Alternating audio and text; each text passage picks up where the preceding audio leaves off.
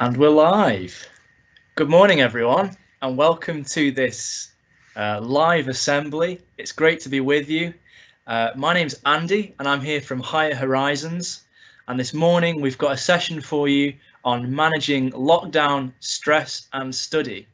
So at the day of recording and going live, it's the 24th of February, and we're just following on from the government announcement that schools are going to be open again.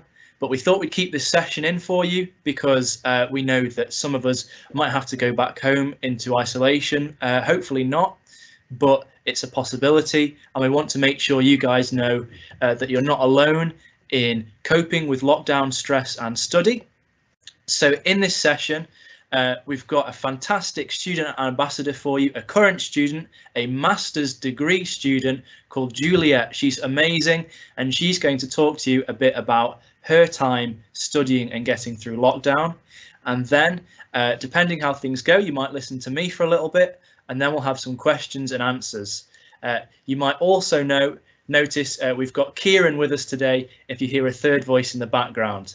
But without further ado, I'm going to hand over to Juliette, who's going to talk to us about her time studying in lockdown as a master's student. So morning everyone, hello. So I'm going to just share my screen, and I've got a little PowerPoint to go through with you about how I've coped the last while studying at home. So this is how I managed my lockdown stress. So a little bit about me. I studied BA Honours Fine Art at Staffordshire University, and then I moved on to the MA Arts and Creative Technologies, and I just found out, I completed it last week, and I've just found out that I've actually passed it, which I didn't think was going to happen with studying at home, because I have a sculptural practice. I use a lot of found objects, and these are some examples of the work that I make. A lot of it's quite big as well. So there I was in the studios, quite happily making lots of sculptures for my final exhibition, which was going to be huge. It's actually 70% of my final grade was based on my practical work. So I was, working hard. I had a space booked, and then lockdown happened. Exhibition was cancelled, and I went into a bit of a panic, thinking that I wouldn't be able to complete my master's in the way that I was supposed to do it. So once I'd calmed down a bit, I spoke to my lecturers and my supervisors, and I kept in contact with them, which I think is really important to talk about how we were going to work through this. So they calmed me down a lot. I think all teachers and lecturers and everyone in education wants the best for their students, so they calmed me down. The university allowed certain extensions, and we could alter what our submission was going to be. So I worked together with my lecturer, and we worked out an alternative to my physical exhibition, and I actually did like an online artwork and exhibition, which I've never done before. But I had constant support. They were always there on emails, and I had weekly meetings to make sure that I was on track and I wasn't panicking too much. So I planned out my week. So it was really important to stick to some kind of timetable. So I planned in time for when I was going to be studying, because I study part-time, when I was working and in my paid work, and when I had to homeschool a bit as well. So I tried to get everything done during like the working week, and so I could have the evenings free. I don't work best at night. You have to work out what's best for you. A lot of people are no good in the mornings, and they prefer to study and work in the evenings. So you work out which was best for you. My brain doesn't work at night, so best for me to do things during the day. And I made sure that I didn't plan anything for a Sunday, because it was important to have that family time with my family at home, and then virtually with my extended family as well. So an important thing for me was making myself get up and dressed and turning the telly off. I got up and dressed as if I was going to go to uni and study, or I was going to go out and do my job. You feel more motivated. If you stay in your pyjamas all day, you don't feel like doing anything. You just feel like you want to relax and lie on the bed and watch telly. So getting dressed, up and showered and dressed and ready is really key, I think. And I'm also really bad for getting sucked into binge watching. I love Netflix and Disney Plus and everything. So I had to be really disciplined with myself and tried not to put anything on when I got up in the morning, and just saved it for the evenings, so I could chill. And then once I'd finished, they're really important to try and stick to that. Taking breaks is really important. You don't have to, although I blocked out a good few hours for study, I didn't have to completely study for those hours there. For me, it found about 40 minutes. I was like, I wasn't working properly. So I'd have at least a 10 minutes break, get some fresh air, breathing in that fresh air really helped. Or if I was working on a task, it might have been shorter than that. And I was like, well, I've finished that section of the website that I'm putting together, or I've learned how to do that and I'm confident. Had a little break then, and then went back to it. You can't sit for 3 hours staring at a screen. It's not healthy for you, and you won't do your best work either. Keeping in touch with people is really important. I know we've all missed people so much, but quick texts and messages really important, and also replying to people as soon as you can as well, so you don't get that guilt about, oh, someone messaged me 3 days ago and I haven't messaged them back. Like when I took my break, I'll make sure I message them back, and if I ended up in a conversation with them for 15 minutes rather than 10, it didn't matter. It's important to keep in touch with people and doing the group calls like we've all done, but even seeing, your family and friends virtually really helps. So it's really important to do that and not shut myself away because I've got to study. Still take those breaks and keep in touch with people. You've got to forgive yourself on bad days. I had a few days where I didn't stick to the times when I planned to study, because it's getting to all of us a little bit, and I was feeling tired and fed up, and I wouldn't have done a good job if I'd forced myself to start working straight away. So I did give myself a little bit more time, do something nice, went and stayed in the bath for a while, watch a little film, not a series, because then I would get sucked into a whole day of Netflix and that would be no good. And then I just sort of moved an hour on of the day and would just work a little bit later into the evening, not too much because I don't work well at night anyway, and not, sort of forgiving yourself and not feeling bad because you haven't completely stuck to your timetable. You're doing the best that you can. So it was hard work, but it has been rewarded. I changed to this online exhibition. I'm not very good with technical stuff really. I don't make artwork for the digital platforms, so I had to learn in quite a short period of time how to use website builders and to put stuff together. So it was challenging, but actually I really enjoyed it and I got into it and I could present my artwork in a different way. So it was really good, and then used the university had a lot of support. Schools and colleges have lots of support for you. Talk to people, don't shut yourself away. And I actually found out that I got a merit on Monday, so it was worth it. So yeah, stick with it, we can get through it. And that's my story.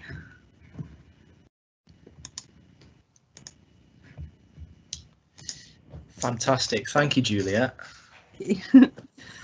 I'm gonna share my screen now as well and just add on to what you said there. But that is, oh yeah, Kieran. So yeah, have I frozen? Oh no, I'm back. Okay, so yeah, we've just heard from Juliette there. What an amazing story.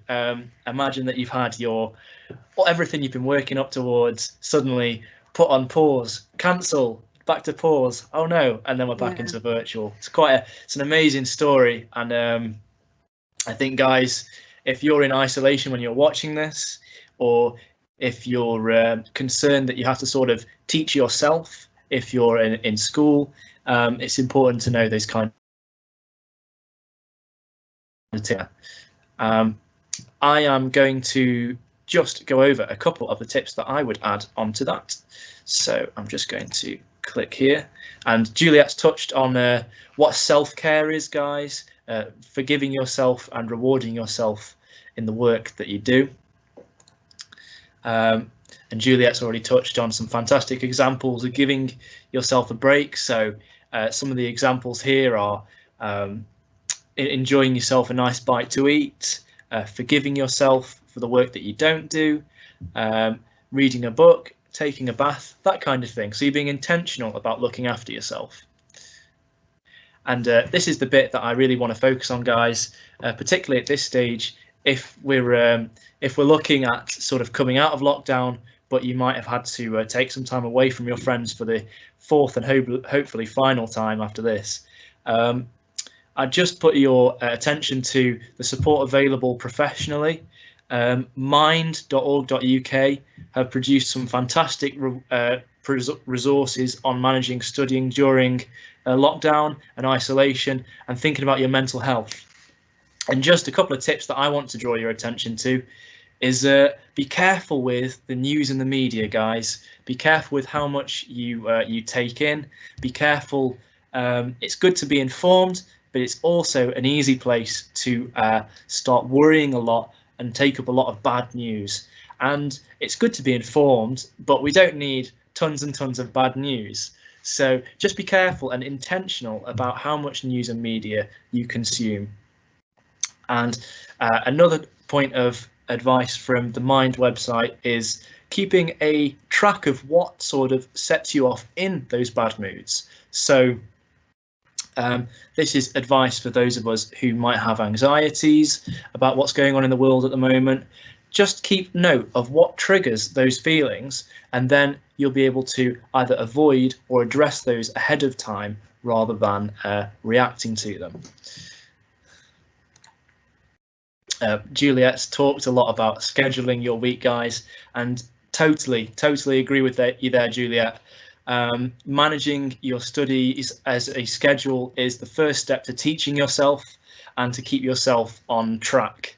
So it's breaking it down into manageable chunks and be realistic about how long things are going to take.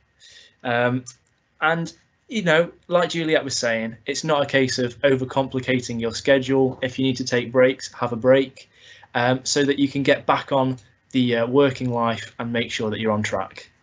My top tip to you guys is to use a printable calendar that you can find on Google Images or any quick website where you can download it from, and actually write in physically what you're going to do that day. Actually keep a track and a checklist of what you're going to do.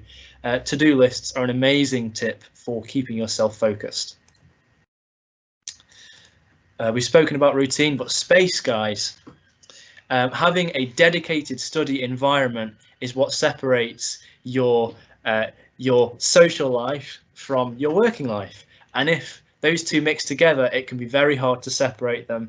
And you'll be thinking about your social life when you're working, and you'll be thinking about your work life when you're socializing. So having a dedicated desk and space to work in is so valuable. I know that I actually have two small desks. I'm sat at my work desk at the moment, and then I have a small desk to the right hand side of me where I keep some of my art bits and pieces. My phone's on there at the moment, out of the way. I keep my computer on there, which I might use for not my work laptop, but my gaming computer, just for example. So it's separating the two so that you know which areas for what. That will help keep you focused when you come to working. And yeah, my top tip, if you can do it, is to put your phone in another room. You'll see at the bottom there. That's helped me a lot with working. And my final tip to you guys is activity. Now, you don't need to be a sports person. You don't need to be an athlete. But on the subject of breaks, like Juliette brought up there, think about, you know, is my back hurting from sitting down for so long? Well, a walk will help with that. I actually take a walk every lunchtime. I know that a lot of my colleagues and friends do as well, and I really recommend that for keeping your mind fresh and not like you've been sat indoors all day. It's been scientifically proven to help with your posture and with your focus. So just have a think about, well, what activity can I fit into those short breaks? Or maybe at lunchtime for a 20-minute walk or a 5-minute stand up, go and walk around the house, go and feed the pets or say hello to somebody in another room, just so you're stood up and away from actually being sat down all the time. And that is sort of the top tips that we've got for you. We're going to have a bit of a chat now and some Q&A. So I don't know if Kieran's got any Q&A for us, Kieran, that we can answer, just to sort of add on to what we've talked about there. So I'll let Kieran speak now. Yeah, we've had a couple of questions. I think the first one is more addressed to Juliette here, asking about what sort of exam leeway and kind of assessment leeway did you get, I guess, when doing your course? Yeah, well, I had quite well. I think my hand in was supposed to be the 5th of January, I think it was. So it was literally, that was the day that they closed everything down, wasn't it? So I actually had till the 25th to finalise everything. So obviously I was supposed to have a big exhibition in the last summer. But because of the lockdown last year, I intermitted so I could complete in the autumn term. And that's when we decided to do this virtual exhibition. But I was going to have some stuff in the studio still. So most of my sculptures that I still needed to be assessed were in the studios, and I didn't have particularly good photographs of them either. So they gave me that extra time, because that's what I was going to do after Christmas, and they gave me that extra time to make some new work, which I did the paintings. I don't normally paint, so what I did, because I had like sort of phone photographs of my sculptures, I made paintings of them. So I had that extra sort of 20 days, made paintings as like a different example of my work to put on the website. So I'd been learning, so I had like the sort of the autumn term to learn all this technical stuff and how to build websites, which was completely new to me. And then I still got an extra sort of 20 days to add something in, because I couldn't access, then they're still locked up in the studios now. So, but the university were really helpful with that, and straight away they decided, yeah, we'll give you that extension. Brilliant. Yeah, I think similar story for me when I was at university and doing exams during the same pandemic, which sounds crazy how long that's been on for. But yeah, I think we similarly got exam extensions and essay deadline extensions, and that was for a more essay-based subject. So it's nice that there's all those extensions across the board as well. Yeah, I don't know if you wanted to add anything, Andy. Yeah, I can add something. So I think particularly, I'm going to put my face on the, oh, there we go. Thank you, Kieran. So I think a lot of anxieties and stress can come from worrying about how we're going to be graded following all these exams being cancelled on the subject of assessment. And that's a really valid concern, guys, because obviously for a lot of us, those of us watching this, that might be up in the air. So if your grades are going to be decided on your predicted grades, my advice would be obviously to not dwell on things that are outside of you. I would suggest that you focus on are what you can do right now. So what work can you be getting on with which will equip you best for the next stage? So for example, if you're in year 10, focus on working hard on the work you've got now so that you can absolutely smash year 11. Or if you're in year 11 and your predicted grades are coming up, think about what course you want to do at college that you can be studying ahead of time to absolutely smash your first year at college. So it's this proactive sort of getting ahead of the curve, which I think will help put a lot of stress sort of in its place, because so many people bounce back from results they didn't want. It's very common, guys, to go ahead in life and still absolutely smash it. So just focus on the work that you've got in front of you and keep your head down. And I promise that things will look up. They will, if you just put the work in now. there's still plenty of time to overcome any problems which present themselves in the future, particularly with assessment. I know that's a really stressful and anxiety producing question, sort of factor over study at the moment. So just focus on the work you've got now. Are there any more questions, Kieran? Yeah, so there's two more, but I kind of want to lump them together because they come under a very similar topic. So we had one, first of all, kind of asking, well, essentially saying, well, what if you can't keep a constant schedule and stick to times kind of every day of the week? But then also we have someone else is asking, well, what if you have a limited workspace or not even a workspace at all? Yeah. Particularly with the workspace one, the golden rule is never work on your bed. So if you don't have a separate workspace, as long as it's not on your bed where you sleep, and you just keep that separate, that's a good start. I would suggest, if even making a makeshift desk, perhaps you turn, or even just rearranging your desk. That's another good tip. If you have your desk set out a certain way when you're working, put away those work things for when you're not working, just so it looks different and it'll trigger differently in your mind. I remember seeing a really good interview with who just turned their lamp off when they weren't working and turned it on when they were, and having that lamp switch just completely changed their mindset in their working space. So it doesn't have to be an entirely different space, just change something about it which makes it feel different, and that'll help with your working. What was that first question, sorry, Kieran? Was that about schedules? Yes. Absolutely. Juliette, do you have any advice for students who have a schedule but are struggling to stick to it? Yeah, and sometimes schedules change as well. You might have one week this happens on a Wednesday and Thursday, and the next week it happens on a Monday and Tuesday. So things change as things go along. Like I had to change something to look after my grandson for a bit, not on a time where I was scheduled to do homeschool with him, sort of thing, because my son was at work.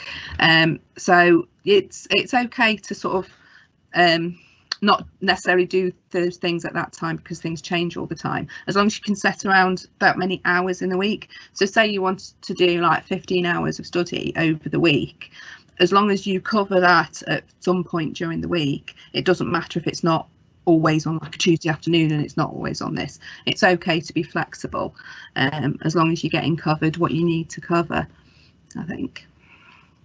I think that's brilliant advice. Yeah, absolutely. It's about getting the work done and not necessarily exactly when and in what format you do that.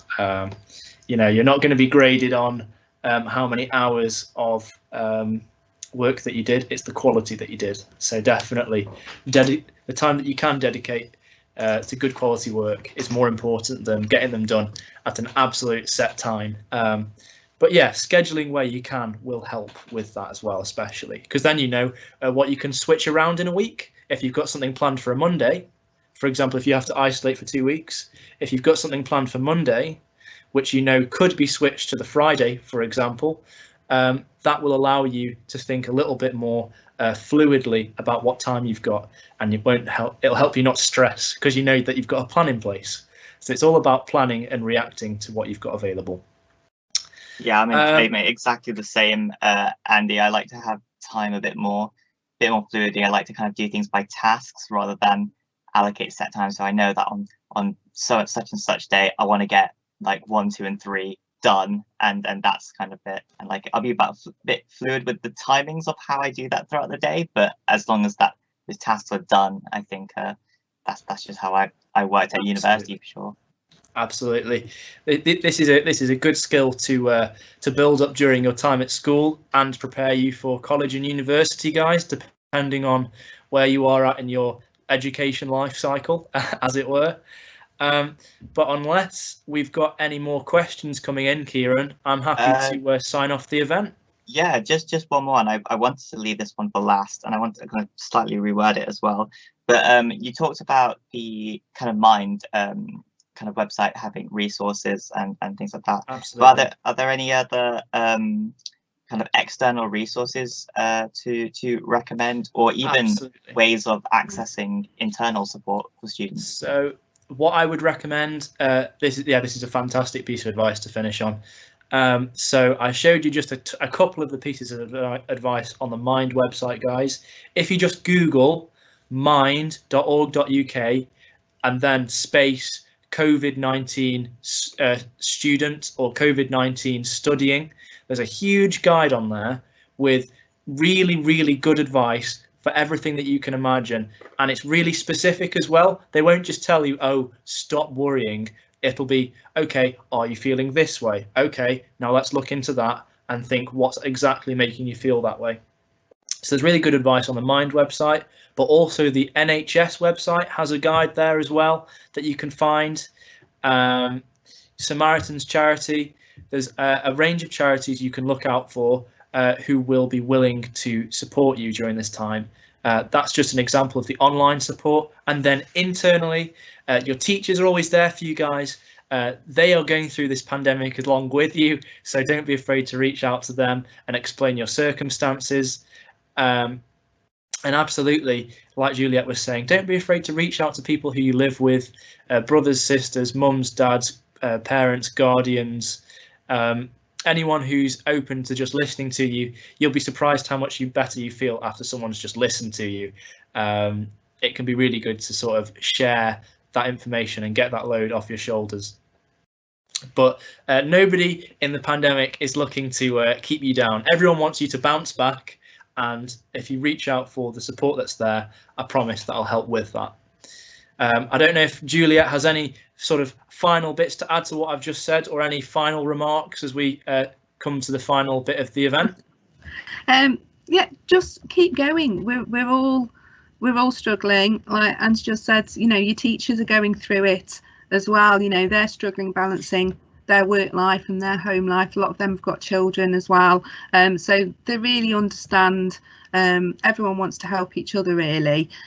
So just keep going. We're going to get through this, and just try your best to stay positive and not be too hard on yourself, and reaching out, speaking to each other is super important. There's a really good app as well, Headspace. I don't know if anyone's heard that. I mean, it's not necessarily sort of COVID specific, but Headspace is a really good app. There's some free stuff on there, really detailed stuff you have to pay for, but the free stuff's quite nice, and it just gives you little reminders every day to like do something or take a break. So if you can download the Headspace app, that'll really help. That's a nice piece of advice there, a nice portable helping hand in these. We like a good app. As I understand it, the NHS has produced an app to help with mindfulness as well, so that's a good one to look into on the App Store, guys. But thank you for joining us. Thank you for what has been, I hope, a nice casual and relaxed recorded and live event for you guys to enjoy. I hope, well, we all hope that you've found one or two things at least just to take away with you and apply to what you're going through at the moment. We really hope that wherever you are and however you are, things are looking up for you and your school. Progress is on the way, and sooner rather than later we'll be out of this lockdown. But if you've got any questions, you can find myself, Kieran, at the Higher Horizons website, which is higherhorizons.co.uk/ask. You can ask us any further questions on there, guys. We want to help you. We're there to help. So just shoot us a message on there. But it's been brilliant to talk to you, and thanks again to Juliette and Kieran. But we will sign off the live event there. So thanks very much for coming and for watching, everybody. Have a great day.